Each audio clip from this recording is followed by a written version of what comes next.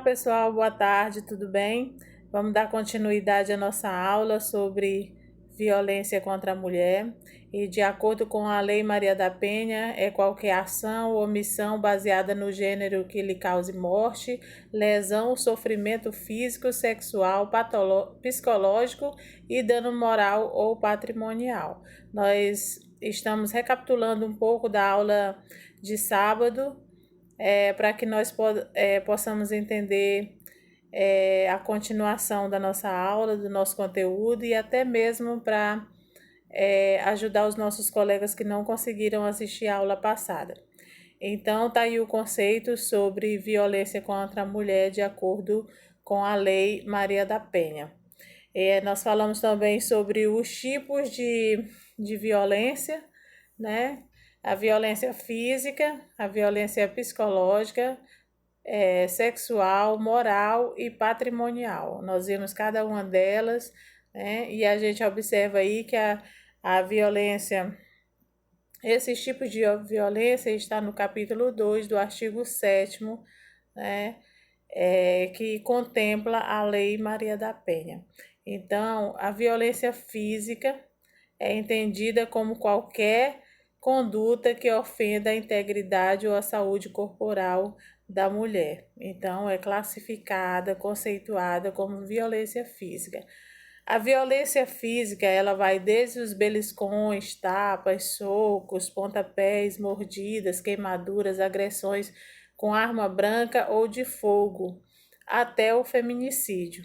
A gente observa aí que muitas pessoas imaginam que uma violência física é só quando alguém, né, fere de forma grave a pessoa, mas a gente observa que nos nossos conceitos, nas nossas pesquisas, a gente observa aí que a violência vai desde um beliscão, já está cometendo violência física contra alguma pessoa. Por deixar traços visíveis, sendo mais reconhecível pela própria mulher do que o abuso psicológico e pela própria sociedade. Nós colocamos aí também falamos na aula passada que nós colocamos alguns depoimentos de mulheres, né, que foram agredidas por seus companheiros, porque a violência que nós estamos falando contra a mulher não é só pelo companheiro, né, pelo o cônjuge, mas também por qualquer outra pessoa que seja da família ou que seja também da comunidade, da nossa sociedade. Então, muitas agressões são dirigidas ao ventre, como rostos, olhos, seios. Violência física é manifestada também na tortura, né? E a gente observa que essa violência física, ela acontece diuturnamente com as famílias e com os companheiros, né? Então, a violência psicológica também, ela é um fator fundamental para ser discutido, para ser analisado, porque muitas pessoas conhecem a violência física, a violência sexual, mas a psicológica não são todas as pessoas que consideram como uma violência, a ameaças, né, que são feitas, a pressão psicológica que alguém faz com uma outra pessoa. Então, ela é entendida como qualquer conduta que lhe cause dano emocional, que abale a estrutura psicológica, que abale a saúde mental de um cidadão, né? E diminuição da autoestima também, né? Isso acontece com os cônjuges, acontece com pessoas que estão ao nosso redor, até amigos, né? Às vezes querem deixar a autoestima da pessoa, né, baixa, fazendo algumas críticas, né, diminuindo a pessoa, humilhando, e isso é considerado também uma violência psicológica. Então, é uma conduta que causa-lhe dano emocional e diminuição da autoestima ou lhe prejudique e perturbe o pleno desenvolvimento ou que vise desagradar ou controlar suas ações, comportamentos, crenças e decisões, mediante ameaças, constrangimento, que as pessoas acontece muito, humilhação, manipulação, isolamento, vigilância constante, perseguição, insulto, chantagem, ridicularização. Às vezes as pessoas expõem o outro ao ridículo, isso é uma violência psicológica também. Exploração e limitação do direito de ir e vir ou qualquer outro meio que lhe cause prejuízo à sua saúde psicológica e à autodeterminação. Tá? Então, está um conceito aí muito fundamentado, muito estruturado, para que nós possamos identificar o que é uma violência psicológica. Tá? A violência física e a psicológica, como nós falamos na aula passada, elas estão interligadas, tá? Uma dá sequência na outra. Então, na violência psicológica, há a tentativa de negar o outro, considerá-lo um objeto, submetê-lo, controlá-lo em uma relação de poder, né, de dono. Por exemplo, isso acontece muito nas relações amorosas, do marido achar que a mulher pertence somente a ele, que ela tem que ser submissa a tudo, que ela tem que obedecer de forma rigorosa, né? Da mesma forma também, quando as mulheres acabam invadindo a privacidade do companheiro, e isso muitas vezes causa a violência psicológica e logo em sequência a violência física. Por isso que diz que uma está interligada à outra. Tem uma noção também subjetiva, pois o mesmo ato de ter significações diferentes de acordo com o contexto a que está inserido. É uma modalidade de violência reconhecida recentemente. Nós falamos também na aula passada, porque ainda poucas pessoas reconhecem as ameaças, as ameaças, os constrangimentos como violência psicológica. Às vezes as pessoas nem sabem que isso está sendo cometido uma violência psicológica. Então, aqui nós estamos passando um pouco, porque nós já falamos na aula passada, violência sexual, né, que é entendida como qualquer conduta que a constranja a presenciar e manter ou participar da relação sexual não desejada, quando uma das pessoas não querem, né, naquele momento tem que ser respeitado, porque isso é considerado também uma violência sexual. O outro tipo de violência é a violência patrimonial, que é entendida como qualquer conduta que configure retenção, subtração, destruição parcial ou total dos seus objetos, instrumentos de trabalho, documentos pessoais, como nós falamos anteriormente. Às vezes o casal briga, rasga um documento do outro, né? Isso é uma violência patrimonial, né, em relação ao outro colega. Também objetos que sabe que a pessoa gosta, mas volto a dizer que isso não acontece, não é só em um relacionamento conjugal. E pode acontecer isso entre irmãos, né? De acontecer esse tipo de violência também.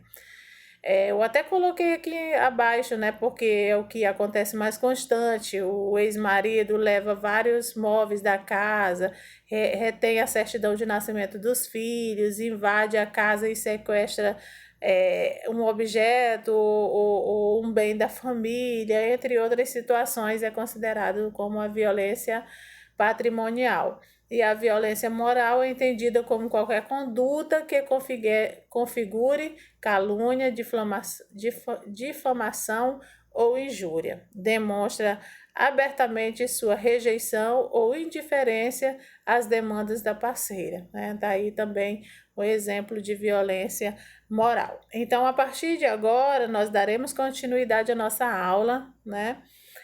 Falar sobre a escalada da violência, como ela acontece, e a gente sabe que geralmente inicia no namoro, né?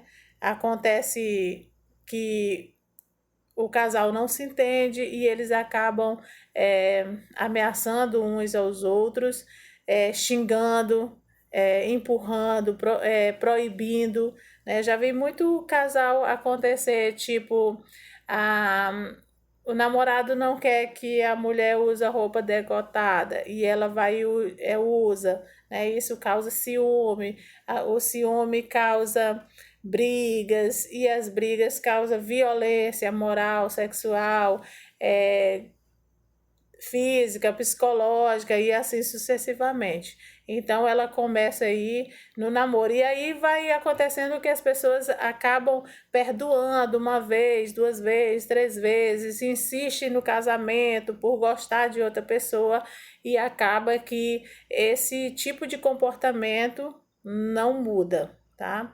Então, após o casamento, isso vai intensificar essas brigas, né? Porque se no namoro não deu jeito, não houve uma conversa, não houve um entendimento, uma mudança de comportamento, então geralmente, dificilmente isso vai mudar depois do casamento. Então, a tendência é intensificar cada vez mais, né? Os danos a objetos, violências na presença da vítima, tapa, soco, pontapés, mordidas, ataque sexual, e aí vai a cada dia ficando mais difícil essa convivência e, e, a, e a mulher acaba, que é a que sofre mais, acaba se submetendo a esse tipo de comportamento do seu companheiro e fica cada dia mais difícil ela ter coragem em denunciar a ele por atitudes, né, de violência. Aqui a gente observa também por que é difícil para a mulher romper com a violência. Muitas pessoas se perguntam, né, por que é tão difícil para a mulher romper com a violência. Nós colocamos aqui vários itens, várias características que nós acreditamos que faz com que a mulher não rompe com essa violência. Por que ela acha tão difícil romper com essa violência? Então, primeiro delas, a ligação afetiva entre o agressor e a agredida, né? Muitas vezes por gostar da pessoa, às vezes até mesmo por amor ou por obsessão, isso acontece, né? Ela não conseguir romper com essa violência, dar um basta, um fim, denunciar, porque tem essa ligação afetiva com essa pessoa. É esperança que o companheiro mude, né? Isso aí a gente acredita muito, nós acreditamos, principalmente a mulher, porque a mulher ela tem um sentimento de afetividade maior. Ela acredita, ela é uma estrutura, é a base da família, né? Então ela acredita, ela tem esperança que o companheiro vai mudar, que uma hora ele vai refletir, que uma hora ele vai mudar, ele vai pensar e mudar de comportamento, né? A terceira característica é o receio que o agressor seja prejudicado socialmente, né? Que as pessoas vejam ele com outros olhos, né? Que quando ele passar, vai dizer que aquele fulano é violento, ele agredia a mulher, ele batia, e isso vai propagando, né? A índole dele e o caráter, e eles acabam, né, sendo prejudicados socialmente. As pessoas não vê com os bons olhos. Culpa por sentir-se responsável pela violência, né? Muitas mulheres sentem isso. Muitas vezes a agredida ou o agredido sente-se responsável pelaquela violência que aconteceu, pelaquela agressão, porque acha que foi ele que causou, por exemplo, aquela briga, aquela discussão. Então, isso acontece, a pessoa se sentir culpada. Dependência ou interdependência econômica, né? Isso é o que a gente, na pesquisa feita, foi o que a gente mais observou, que as mulheres que dependem dos seus companheiros, elas têm mais possibilidade de aguentar essa violência por muito tempo ou até mesmo pela vida toda. Medo de que a violência se transforme em algo maior, né? Isso também é um fator que a gente observa nos canais de televisão, nos jornais, quando a gente vê esses tipos de caso, a gente observa que sempre a companheira, no caso a mulher, ela tem medo que a violência se transforme em algo maior. Por exemplo, se ele agrediu com beliscões, com tapa, com empurrões, se ela separar, se ela romper, se ela denunciar se ela denunciar o companheiro, vai acabar que ele vai ficar com mais raiva, assim as pessoas pensam, vai ficar com mais raiva e pode trazer uma consequência maior, né? Pode trazer uma violência maior, né? Contra a pessoa. Receio de prejudicar ainda mais os filhos, né? Isso é um motivo muito grande nos casais, né? Porque as mães sempre pensam mais nos filhos, porque existe um amor, né? O amor paterno, o amor materno, e aí os filhos, claro, nunca querem que os pais se separam. E se ocorrer uma separação ou a mãe denunciar o agressor, no caso o pai, isso pode trazer um prejuízo maior para os filhos, né? Pode eles não entenderem e ver de forma diferente. Vergonha dos familiares e amigos, deixar uma relação é algo que acontece a longo prazo, é um longo processo, né? Porque as pessoas têm vergonha de dizer que apanharam, que foram agredida. Logo, poxa, pensar que a mulher foi agredida pelo companheiro, obviamente fica subentendido que é porque ele não gosta dela, né? E acaba que ela sente vergonha disso e também não denuncia.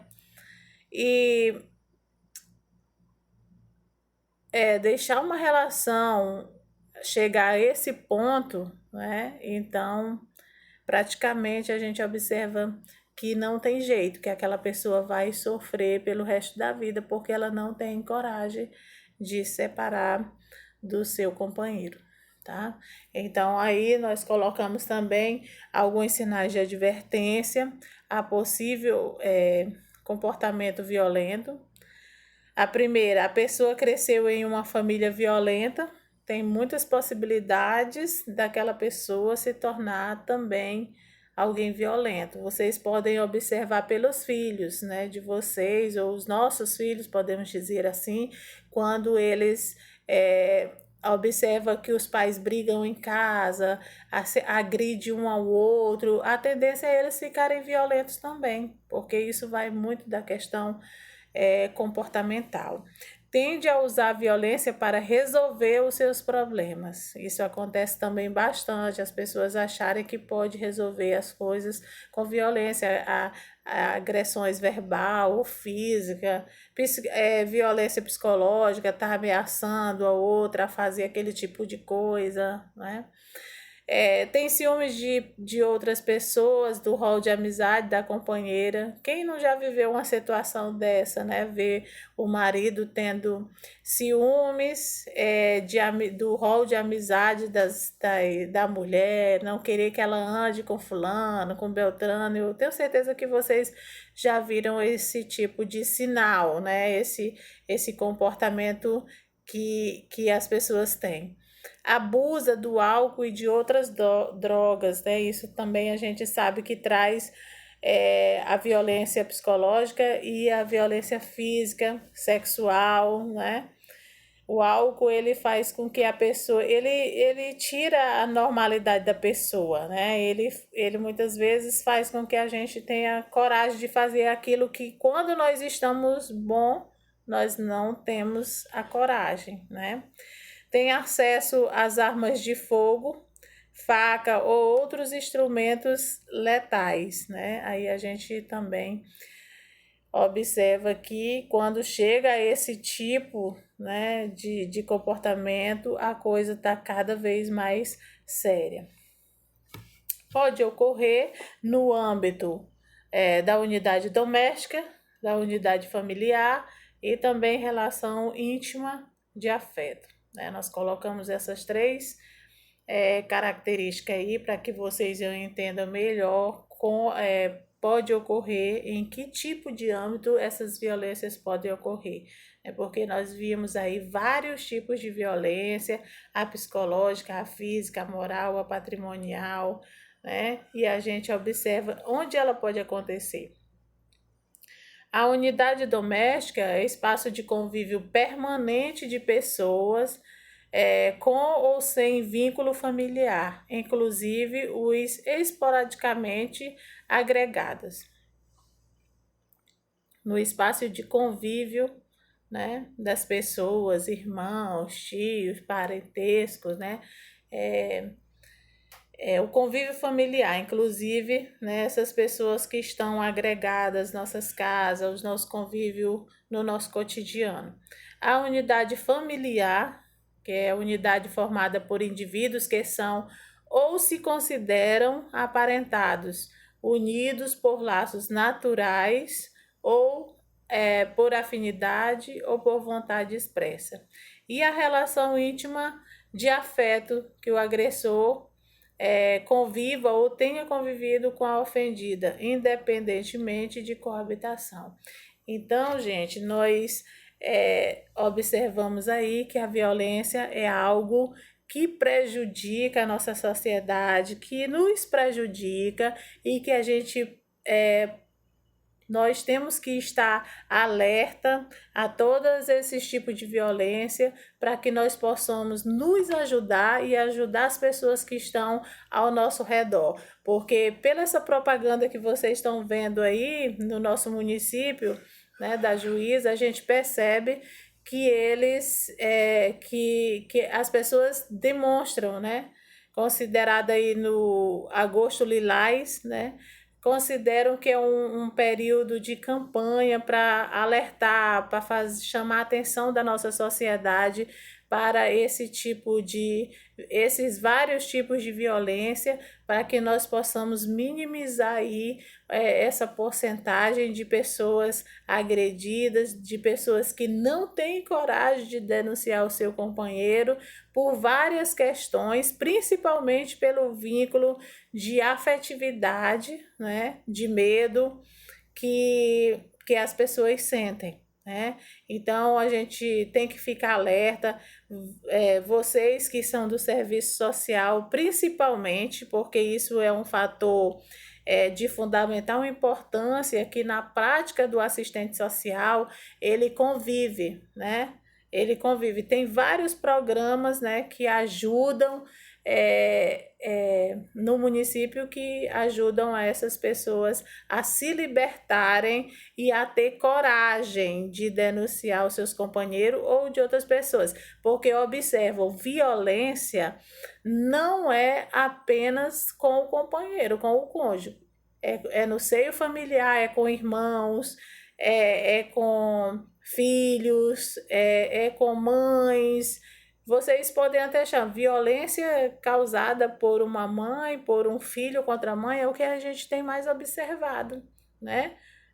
Chega a ser tão rigorosa essa violência que acontece de filho matar pai, pai matar filho, né? Porque não conseguiram controlar e manter a sua estrutura psicológica e a sua saúde mental.